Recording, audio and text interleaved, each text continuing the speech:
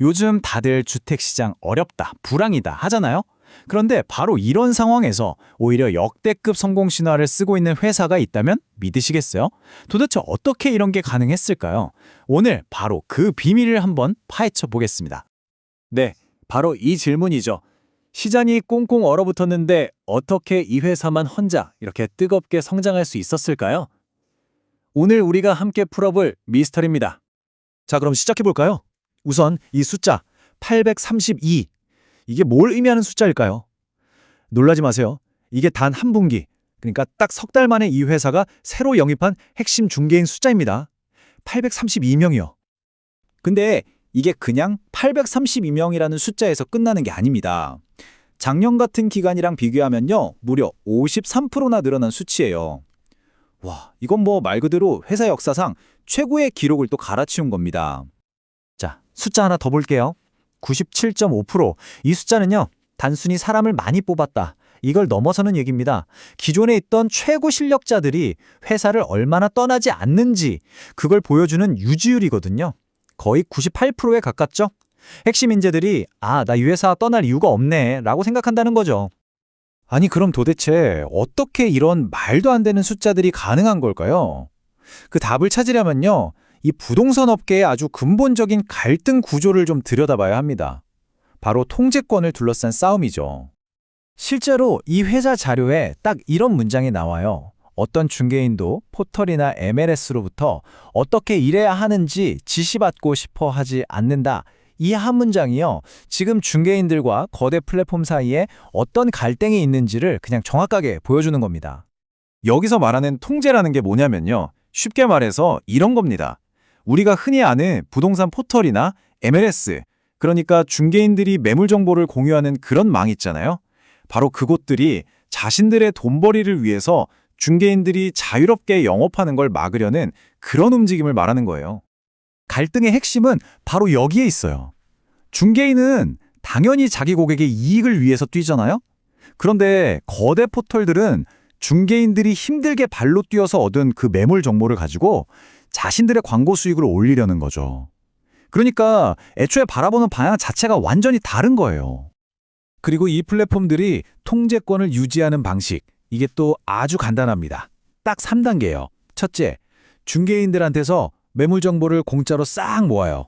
둘째, 그 정보를 가지고 광고 같은 걸로 돈을 벌죠. 그리고 마지막 셋째, 자기들 말에 안 듣고 다른 데서 마케팅하는 중개인이 있다? 그럼 바로 벌금을 물리거나 아예 활동을 막아버리는 겁니다. 좀 무섭죠? 자, 그럼 이제 문제점이 뭔지는 알았죠? 그럼 이 회사는 이 문제를 어떻게 풀어나가고 있을까요?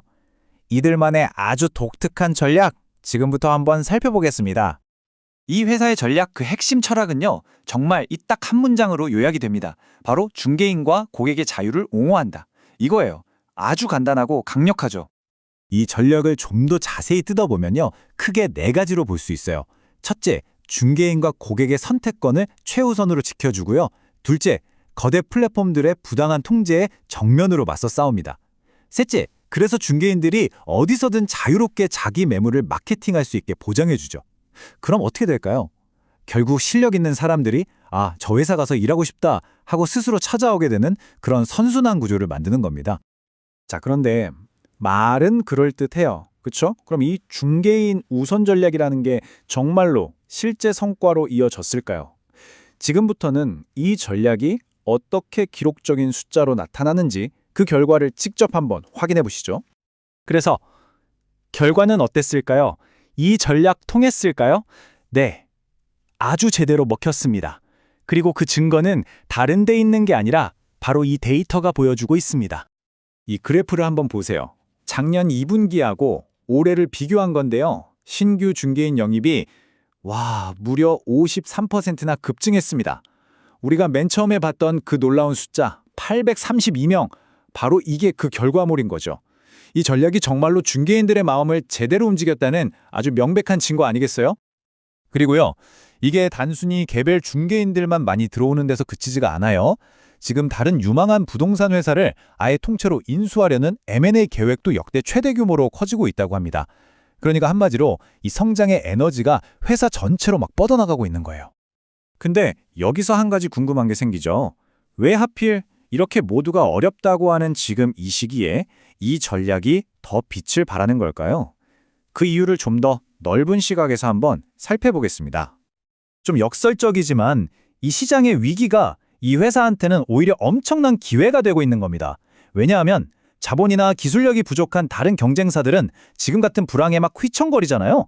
바로 그 틈을 이 회사가 제대로 파고들면서 격차를 확 벌려버리고 있는 거죠. 이분구, 굉장히 도발적이죠? 이게 바로 이 회사 CEO가 직접 한 말입니다.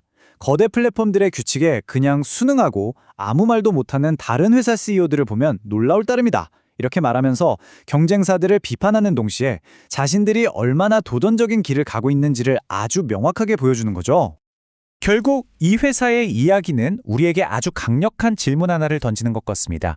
어쩌면 내 사람들을 위해, 내 편을 위해 싸우는 것, 그것이야말로 가장 강력하고 위대한 비즈니스 전략이 아닐까요? 여러분의 생각은 어떠신가요?